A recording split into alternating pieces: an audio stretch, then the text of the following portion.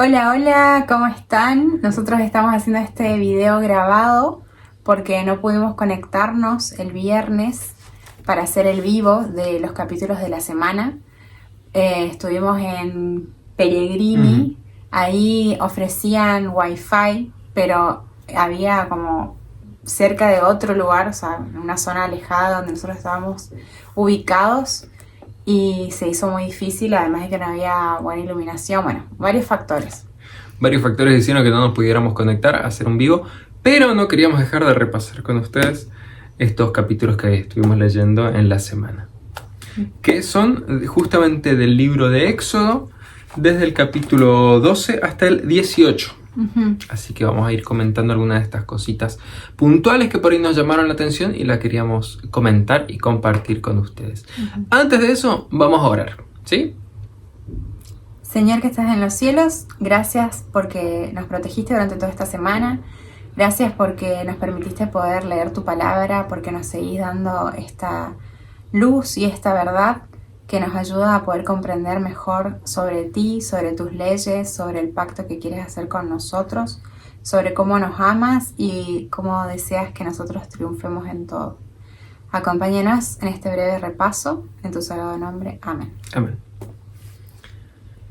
Bueno, el vivo pasado habíamos visto cómo se anunciaba la última plaga que iba a caer sobre Egipto, que era la muerte de los primogénitos.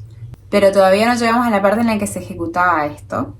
Recién en el capítulo 13 sucede, pero esta semana comenzamos con el capítulo 12, donde vemos lo que son la fiesta de la Pascua y la fiesta de los panes sin levadura. La fiesta de la Pascua era un día, una noche, que era el día 14 del mes Aviv, que pasó a ser el mes número 1 para el pueblo de Israel, donde ellos tenían que sacrificar un cordero que lo habían elegido y apartado ya 4 días antes, o sea, el 10, y lo comían, lo asaban, y la sangre debían pintar el dintel de la puerta para que el ángel destructor, que así se lo llama, el que iba a dar muerte a todo primogénito, pasara de largo por esa casa. Y también, después de hacer el sacrificio, de utilizar la sangre, ellos debían comer esa carne, y debían comer todos los que eran parte de la familia, los que eran circuncidados, y no debía quedar nada de la carne, se debía comer todo. No tenía que quedar el resto. Y si era muy pequeña la familia, se tenían que unir con una familia de al lado para poder comer este cordero o este animal que haya sido apartado. Y también comer pan sin levadura, ya en esta primera fiesta de Pascua. Con hierbas amargas también, decían. Sí, con hierbas amargas. A partir de ahí empiezan los 7 días de los panes sin levadura, que también representaba, el no comer pan con levadura, es la pureza, el no estar contaminada con la levadura y la rapidez, porque ellos también, fue una salida bastante fugaz de Egipto, porque imagínense, cayó la sentencia, murieron muchos primogénitos, no solamente de personas sino de animales, y el faraón le dijo, el faraón y todos los egipcios querían que se vayan. Por favor, váyanse, les dijeron. O sea, ya ahí no hubo vuelta atrás. Incluso Faraón mismo, ahí sí ya les dijo. Les dieron cosas para que ellos se llevaran. Sí. Como para ganar el favor del Dios de este pueblo, del pueblo de Israel. Sí, se llevaron bastantes posesiones materiales, digamos, que le dieron los mismos egipcios. Bueno, y a partir de esto que sucedió cuando fueron liberados de Egipto, se instauró una de las festividades de este pueblo, que era esto de las Pascuas y de los panes sin levadura, que se debía celebrar en la posteridad, todos los años, generación tras generación. Y en esta fecha también era una buena oportunidad para que los padres contaran a sus hijos la historia de cómo Dios los había salvado y cómo Dios los había librado de la opresión de Egipto. Y cómo Dios los había transformado en su pueblo escogido. Bueno, básicamente esto habla el capítulo 12 y el capítulo 13. De lo que fue esta fiesta de las Pascuas y pan sin levadura, que terminó siendo un símbolo, como dijimos, perpetuo en el pueblo, para recordar la salvación de Cristo, la pureza de Cristo, también lo rápido que ellos tuvieron que salir de ese lugar para poder encontrarse con Dios. fuera de ese país. De país Y ya extranjero. en mitad del capítulo 13 comienza a contarnos cómo fue el viaje de este pueblo, que fueron 600.000 contando solamente hombres en edad militar, así que habrán sido muchos más. Después de 430 años, ellos salen de Egipto y se dirigen hacia la tierra prometida. Agregando, Pero no fueron camino derecho, o sea, el camino directo hacia la tierra prometida. Porque Dios pensó, si los mando directo, ellos se van a desanimar al ver a los pueblos del lugar, no se van a animar a enfrentarse a ellos. Así que les voy a hacer un rodeo por el desierto. Y ahí es donde, en primer lugar, ellos terminan frente al Mar Rojo. Y ahí fue una de las grandes manifestaciones de Dios, después de lo que ya había sucedido. Tenemos también el hecho de que Dios los acompañaba con una nube de día y una columna de fuego de noche. Pero todavía Dios quería seguir enseñándoles o mostrándoles que Él era el que estaba dirigiendo todo, que Él los estaba acompañando, que las cosas que habían pasado no habían sido cosas que se podían explicar por fuerzas naturales aleatorias, sino que realmente Dios estaba detrás de todo esto. Y ahí tenemos la historia del cruce del Mar Rojo, que es bastante conocido. a todo esto ya se habían ido los del pueblo de Israel. Los egipcios, el faraón nuevamente, después de ya haberle permitido ese escape, vuelve a endurecer su corazón y vuelve a decirle a sus ejércitos: vayan y búsquenlos a este pueblo que se escapó de mi reino, atrápenlos. Entonces va el pueblo de Israel por delante, el pueblo, los ejércitos egipcios por detrás, y el pueblo de Israel se topa justamente con el Mar Rojo. ¿Y ahora qué hacemos?, piensan. Bueno, y Dios justamente, que los iba guiando a través de esta nube durante el día y de columna de fuego durante la noche, lo que quería era comenzar a demostrarles que Él realmente era el Dios, que Él quería ser el Dios de ese pueblo y quería que lo veneraran como tal. Por eso es que se iba a manifestar de la siguiente manera, de la manera que ya conocemos. De la manera que conocemos. Esto está acá en el capítulo 14. Fue de noche el cruce, yo no me acordaba de ese detalle, que era de noche, que habrá sido más aterrador todavía. Y Dios lo que hizo fue confundirlos y empezaron a romperse las carretas con las piedras que había en las profundidades del mar. Y ellos dijeron: ciertamente Dios está con este pueblo, tenemos que ir marcha atrás. Cuando empezaron a hacer eso, ya había terminado de cruzar el pueblo, la luz del sol empezó a verse y Dios mandó a cerrar las aguas y ahí quedaron sepultados, y dice que no quedó ningún hombre con vida. Así que esa fue la forma en la que todos los militares egipcios terminaron en el fondo del mar. Y se salvó el pueblo. Imagínense, venían con animales, con niños, con mujeres. No es que fueran a una guerra a enfrentarse a un ejército, así que no estaban preparados para enfrentar a todos estos que venían detrás. Pero Dios los libró de una manera única. Y ahí viene el canto de Moisés, el canto de María, que seguramente no cantaban solos, lo habrán seguido los demás, en gratitud a todo lo que habían visto y vivido, oído, experimentado. Y ahí también se menciona que usaban la pandereta, que no se había mencionado muchos instrumentos hasta ahora. Sin duda había muchísima alegría y algarabía por lo que se lee o por lo que uno se imagina de haber sido liberado de una manera tan providencial. Y uno pensaría que ya quedó claro, ¿no? Pero no pasó mucho tiempo en que ellos estuvieron 3 días sin agua. Y llegaron a Mara, donde había agua, pero era amarga. Entonces empezaron a quejarse. Se habían quejado ya con Moisés de que mejor era quedarnos en Egipto, morir en Egipto y bla, bla, bla, cuando veían a los egipcios detrás. Dios los liberó a través del cruce del Mar Rojo, y ahora vemos que estaban 3 días sin agua y comenzaron otra vez a murmurar contra Moisés. Y ahí Dios les dice: les voy a dar una ley y normas de conducta. Si ustedes son obedientes a mí, nunca les va a faltar nada. No les van a atacar las serpientes, no van a venir plagas, no se van a enfermar. Solamente tienen que ser fieles conmigo y cumplir mi pacto. Obviamente esto sucedió, me olvidé de aclarar, después de que Dios les dio agua. El agua amarga fue dulce. Y ahí seguimos el capítulo 16. Que ya era el día 15 del segundo mes. No recuerdo cuál era el nombre del segundo mes. Pero volvió a suceder algo. ¿Qué pasó ahora? Hambre. Querían comer carne. Ese fue el reclamo que le hicieron a Moisés y a Aarón. Le dijeron, en Egipto nosotros estaríamos comiendo carne, comeríamos pan hasta hartarnos.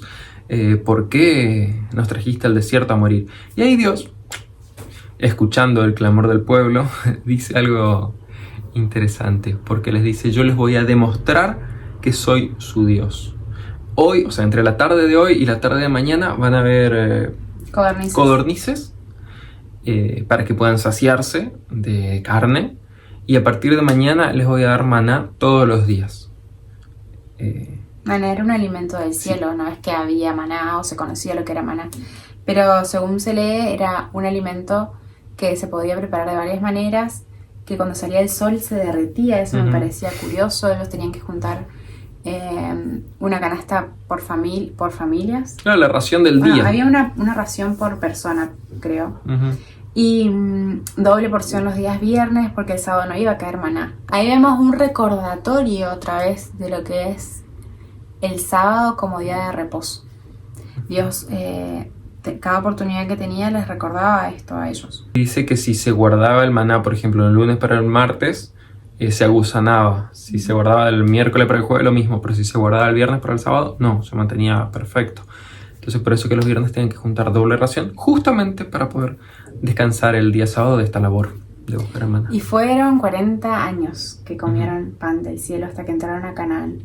A ella, como dijiste vos cuando lo leímos, Moisés nos spoileó. Nos spoileó cuánto tiempo iban a estar paseando. Estuvieron en el desierto dando vueltas. Otra vez Dios hizo esto de darles el maná, las codornices, para que el pueblo sepa que yo soy el Señor su Dios. O sea, Dios desea que ellos sepan algo que para nosotros, leyendo toda la historia que veníamos viendo, como que ya era re obvio, ¿no? Pero todavía Dios quería seguir demostrándoles que Él era su Dios, que Él iba a encargarse de darle todo lo que ellos necesitaban, que ellos solamente tenían que tener fe, pedirles. Mira, tengo hambre, bueno, tengo sed, bueno. Y ellos tenían que ser fiel a Dios y el resto se iba a encargar Él. O sea, me hace acordar ese texto que está en Mateo, que dice, buscar el reino de Dios y los demás va a ser añadido. Y esto era algo de lo que Dios quería que ellos aprendieran. Que cuando nosotros confiamos en Dios como el supremo de nuestra vida, lo buscamos, obedecemos sus mandamientos, su ley, Él se encarga de suplir nuestras necesidades. Esa confianza que podemos tener. Bueno, una cosita más, también ellos guardaron un poco de este maná para guardarlo en el arca del pacto, el arca del pacto, digamos, como recordatorio también. Como un símbolo de la providencia de Dios. Pero ese maná que fue preservado para guardarlo en el arca del pacto no se descompuso. Ahí vemos la naturaleza totalmente divina de este alimento, de esta providencia de Dios. En este capítulo también otra cosa que a mí me llamó la atención es que antes de que Dios responda con las codornices y el maná, ellos murmuraron otra vez porque tenían hambre, como bien lo contaste. Y Moisés les respondió, ustedes no están murmurando conmigo o contra mí, sino contra Dios. Y me hizo pensar en que muchas veces nosotros nos quejamos o criticamos a los líderes que Dios pone, justificado o no, pero si nosotros confiamos que Dios está utilizando a ese líder, tenemos que simplemente arrodillarnos y orar por ese líder y pedirle a Dios que nos dé la paciencia para poder comprender lo que está sucediendo y no presentar nuestras quejas que por ahí, en vez de mejorar o construir, hacen esto, desaniman y en realidad tal vez esa persona tomó esa decisión porque ya hizo una consagración a Dios y ya consultó con Dios, y cuando nosotros nos quejamos de eso, en realidad nos estamos quejando ante Dios, no ante ese líder. Por eso la importancia de confiar en nuestros líderes, orar por nuestros líderes, porque también todos somos humanos, infalibles, y podemos equivocarnos, pero esto de también tener en cuenta de que los líderes muchas veces están siendo representados representantes de Dios y que tenemos que tener cuidado con eso. Bueno, ya llegamos al capítulo 17. Nuevamente faltaba el agua. Sí. No había agua en el desierto y ahí Dios le dice a Moisés, bueno, toma tu vara y con la vara golpea la roca y de la roca va a salir agua.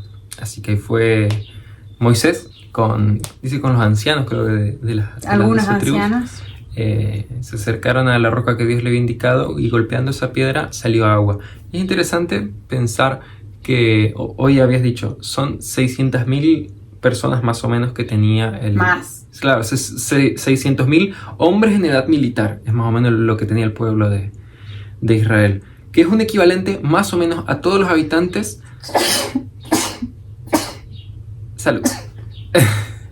¿Qué es más o menos? Que es un equivalente más o menos a la cantidad de habitantes que tiene Mar del Plata o la ciudad de San Miguel de Tucumán, por ejemplo. Solo de hombres. Después sumale mujeres, sumale niños y todos los animales. Y los hombres que no tengan edad.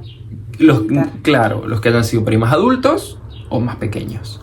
Entonces era muchísima gente. Entonces yo me imagino el caudal de agua que habrá salido de esa piedra. No era un hilito así como a veces vemos una vertiente en el monte. Se volvió un manantial. Sí. Habrá sido una canilla abierta gigante de agua. ¿Qué pasó estando en este lugar?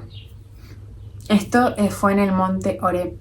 Ahí nomás estaban los amalecitas, que ya obviamente, como dijo Fer, era una muchedumbre de gente moviéndose por el desierto que llamaban la atención. También yo creo que se habrá corrido la voz de lo que pasó en Egipto, de lo que pasó con el ejército egipcio. Así que yo calculo que los pueblos circundantes ya estaban sabiendo lo que este pueblo era capaz. Entonces fueron a atacar. Antes que nada, dijeron, vamos a atacar a esta gente. Y yo calculo que habrá sido un valle, porque bueno, dice que Moisés subió con Aarón y Hur. Y mientras, obviamente antes de esto, Moisés le dijo a Josué, que Primer mención que se hace de Josué, que junte a hombres que se preparan para ir a la guerra y se enfrentarán con los amalecitas, mientras Moisés estaba arriba del monte, no sé qué monte, pero calculo que debe ser por ahí cerca, porque la anterior es esto de la roca en Horeb, y levanta la vara, y mientras él sostenía la vara en alto, los israelitas prevalecían contra los amalecitas, pero obviamente Moisés se cansaba de sostener los brazos así, ¿viste? Estaba muy... Claro, ya. Cualquiera que levante las manos un rato ya se cansa. Claro, entonces ahí estaban para ayudarle con eso, Aarón y Hur. Uno de cada lado le sujetaban los brazos arriba. Y así prevalecieron. Mientras los brazos de Moisés estaban arriba, el pueblo de Israel tomaba la delantera, digamos, en esta batalla. Y así es como terminaron victoriosos. Y terminamos con el capítulo 18, en el que Jetro con su hija y nietos fueron a ver a Moisés. Jetro, el suegro de Moisés. Ajá. Y además de verse, alegrarse, qué sé yo, él termina reconociendo, porque obviamente se le contó todo lo que había pasado. Y él habrá sabido también, lo habrá escuchado, creo yo. Claro, pero otra cosa te la cuentan en detalle, creo. Y ahí Jetro reconoce a Dios como el único Dios verdadero. Él también le ofrece un sacrificio. Y después él se queda, se ve un tiempo ahí o al otro día, para ver y presenciar cómo era el trabajo de Moisés, que él recibía las quejas, los problemas, los reclamos, todo. Las dificultades, o sea, toda decisión importante que se tenía que tomar en un pueblo de más de 600.000 personas. Cualquier problema que se necesitaba consejo para tomar una decisión, venían a Moisés. Se pueden imaginar el trabajo que tenía Moisés. Y algo muy sabio que le dice Jetro: te cansás vos y cansás a los que te quieren. No está bien lo que estás haciendo. Agarrá y prepará líderes para fraccionar la responsabilidad, digamos, para delegar o sea, grupos más pequeños de 10, que haya una persona, después grupos de 100, que haya otra persona, y así como fragmentar la jerarquía de estos de estas solicitudes que van llegando, digamos, que se vayan filtrando en estos niveles de jerarquía y no todo tenga que llegar a vos, sino las cosas más complejas que no se pudieron resolver en los niveles inferiores que lleguen a vos. Lo importante es que Jethro le dice, si Dios aprueba esto, así lo podés aplicar. O sea, como que yo te doy este consejo, pero veamos qué dice Dios. Al fin y al cabo, así termina fragmentándose las responsabilidades, o ¿cómo se diría? Jerarquizando. La responsabilidad. Dividiendo justamente la responsabilidad y el peso que sobrecaía en Moisés, dividiendo en distintos escalafones, en distintos grupos, lo que le facilitó mucho la tarea a él y también le da una respuesta mucho más rápida a los que tenían por ahí inquietudes. No tienen que estar esperando quizá días hasta que Moisés los pueda atender y escuchar su problema, su clamor, y lo pueden resolver mucho más rápido. Y a través de esta intervención que hizo Jethro con la jerarquización, podríamos decir, del pueblo de Israel, Dios nuevamente aprobando este plan, vemos otra vez que Dios realmente era el Señor. Porque desde la liberación del pueblo de Israel hasta las primeras pruebas que pasaron al desierto, Dios se fue manifestando de una manera totalmente sobrenatural, queriendo proteger de una manera especial y específica a este pueblo, manifestándole que realmente Él quería ser el Señor del pueblo de Israel. Y lo cual implicaba reglas, como la instauración de la fiesta de las Pascuas y de los panes sin levadura. Eso ya era parte de las ordenanzas de Dios para con el pueblo. Esta semana que comienza ahora vamos a ver muchas más de las leyes morales, civiles que Dios dictó a este pueblo, a su pueblo. Pero acá vemos el primero, que es la de la fiesta de los panes sin levadura y la Pascua. Es decir, esto de que Dios en este fragmento de historia buscaba dejar claro que Él era el Dios que estaba detrás de todo y que Él es el Dios protector, es salvador, es protector y también es alguien que respeta el pacto. O sea, acá hay un contrato, digamos. Yo voy a protegerte, vos vas a ser mi pueblo, te voy a dar todo lo que vos necesitas, aunque parezca imposible que vos puedas enfrentarte a todas las dificultades que hay, no solo en el desierto en cuanto a las condiciones climáticas, las bestias, sino en cuanto a las personas que se te puedan presentar, en las guerras que se te puedan presentar, la oposición que puedas ver, todo eso va a estar suplido por mi protección poderosa.